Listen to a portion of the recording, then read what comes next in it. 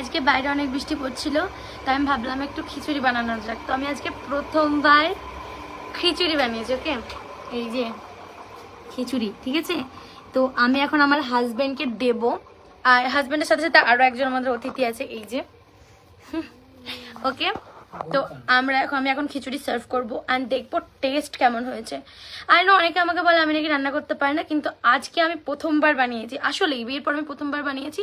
এর আগে আমি অনেকদিন আগে, প্রায় 2-3 বছর আগে বানিয়েছিলাম, তবে আজকে অনেকদিন পর।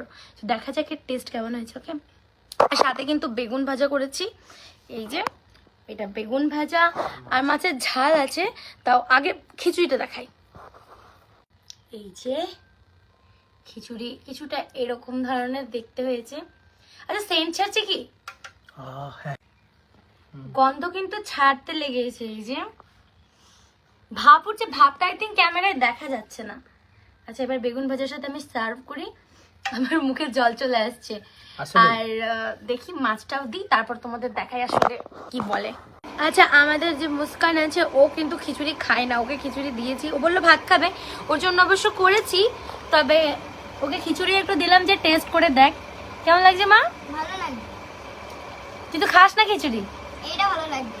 এটা ভালো লাগছে, তাহলে খা, আবার দেবো। হ্যাঁ, আর তোমার কেমন লাগছে বলো? আমি ভাবলাম তুমি খালি গায়ে, আমি তো ভুলে গেছি। আচ্ছা বলো, আসলে খুব সুন্দর হয়েছে। ক্যামেরার জন্য কিন্তু বলতে হবে না, আসলেই কেমন হয়েছে বলো।